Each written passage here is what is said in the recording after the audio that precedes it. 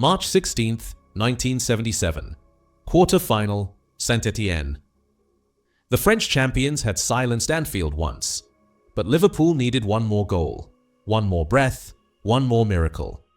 And when it came, it didn't come from Dalglish. It didn't come from Keegan. It came from the lad no one saw coming, David Fairclough. No chant echoed his name, no statue guarded the Kop, but when Bob Paisley raised his hand, floodlights cut through the Merseyside fog like searchlights over a battlefield. 54,000 scarves rose into the night. The 84th minute, highways pass. Fairclough turned, burned, and buried it.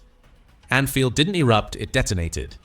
A fan later said, "I didn't jump, I flew." That one goal carried Liverpool past Saint-Étienne, past Zurich, and into Rome, where they'd win their first European Cup. But Fairclough?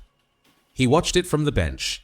No medal, no glory, just a roar that belonged to him. Subscribe if you believe miracles don't need medals, just memory. January 5th, 1957. Norris Green, Liverpool. Cracked streets, big dreams. The kind of place where football wasn't a game, it was everything. As a boy, he'd grip the wire fences at Melwood, watching Keegan train, not blinking, not speaking, just dreaming.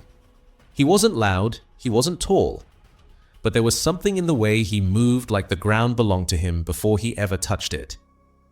In 1973, as Shankly's empire passed to Paisley, the boy from Norris Green joined Liverpool's youth ranks. Quiet, focused, fast. November 1st, 1975, his debut against Middlesbrough. 3 days later, November 4th, 1975, he scores in the UEFA Cup against Real Sociedad. No nerves, no noise, just lightning in red. He didn't announce himself. He arrived, not built for interviews, built for impact. He didn't start the match, but when the fourth official raised that board, the Kop leaned forward. He didn't ask for rhythm. He asked for chaos. David Fairclough didn't need 90 minutes. He needed 10, sometimes 5, sometimes just 1. And by April 17th, 1976, the name had already formed on the terraces.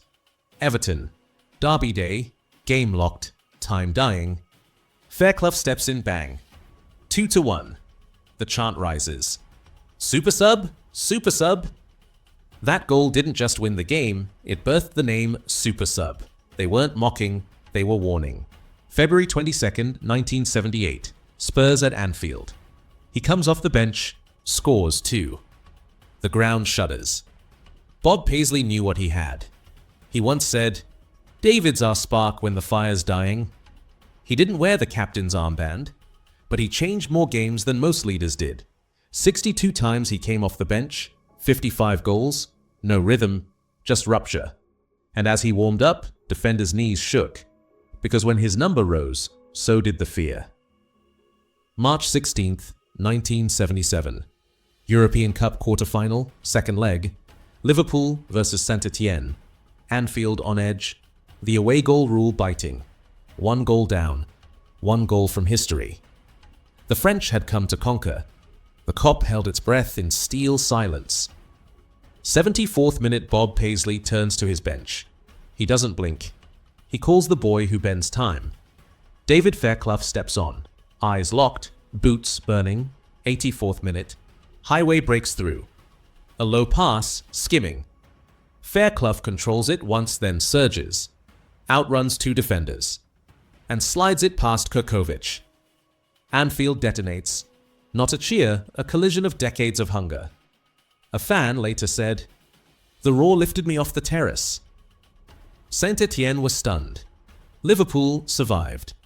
In April, they swept Zurich. Over 2 legs, April 6th and April 20th, Liverpool conquered Grasshopper Zurich. In May, they conquered Rome. May 25th, 1977, the club's first European Cup. And Fairclough, he watched it from the bench. No photo with the trophy, no lap of honor. But without him, there's no Rome. He didn't lift the cup. He carried the club to it, then stepped aside. He didn't glide, he struck. David Fairclough wasn't built for beauty. He was built for pressure, For those moments when the lungs burn, the legs tire, and the scoreboard dares someone to change it. And that's when he came alive. He didn't study formations. He studied fatigue. Read tired defenders like worn pages, knew where the fear would open before the gap even showed. October 15th, 1977. Derby County. He comes on, darts across the backline, slashes through on the diagonal. Goal, 2-1. Anfield just nods. They knew. Where others built rhythm, he brought rupture. He wasn't Dalglish's chessboard. He wasn't Keegan's fury either. He was pure surgical chaos, always wound up like a spring, never cold, never calm.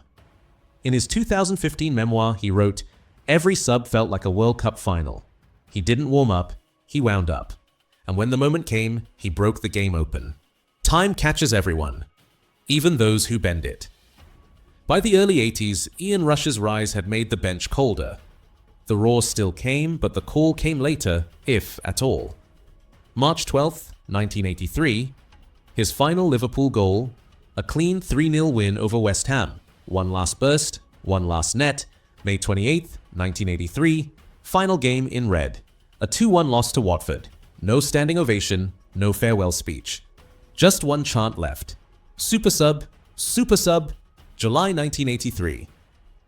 He left for FC Luzerne. Then came Toronto Blizzard, Norwich, Oldham, Rochdale, Wigan. No grand farewell, no testimonial. He was the man who answered everyone's moment of need and got no moment for himself. In his memoir, he said, "Leaving Anfield felt like losing home." Because it was. He lit fires, but no one lit one for his goodbye. He terrified defenders across Europe. But not enough, it seems, for those in Luton suits. March 30th, 1977. He scores for England U21 against Switzerland. 2 years later, a goal for England B against Singapore. That's it. No senior call, no Wembley roar. Trevor Francis, Peter With, they got the nod. Because they started games, not ended them. England didn't want fire off the bench. They wanted order, they wanted roles, they didn't want him. But the cop did. Always. And Fairclough? He never complained. Not once. He knew what they didn't. He changed matches, not selectors' minds. The roar faded, but he never stopped speaking. October 2015. His memoir, Super Sub, bears it all: the bench, the brilliance, the pain of waiting to be wanted. No bitterness, just truth. He became a voice on LFC TV, a quiet mirror to the louder stars. Sharp, honest, fair. Just like the player he'd been. 2017. At Anfield's centenary, fans raised a tribute banner. Not club-issued, just love, printed in red and white. And then came May 7th, 2019. Origi, Barcelona, the same end. 2 goals. And the echo of Fairclough's spirit filled the cop. "That was for the forgotten ones," a fan tweeted that night. That was Fairclough. And in 2025, a mural is planned for Norris Green. Not just for what he scored, but for what he meant to every kid who waits for a chance.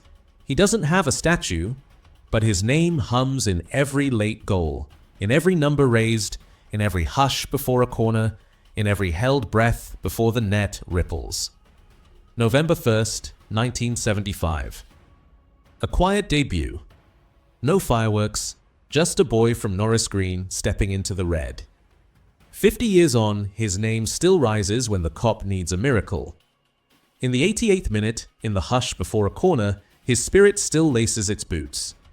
In every academy kid waiting for the whistle, his run replays. He didn't start many matches, but he finished the ones that mattered. There's no statue, no bronze to shine. But under Anfield's floodlights, you can still feel the shift the ground, remembering what it once shook for. He didn't start the match, but he finished it. Raise a scarf, share his story. Let David Fairclough's roar be heard again.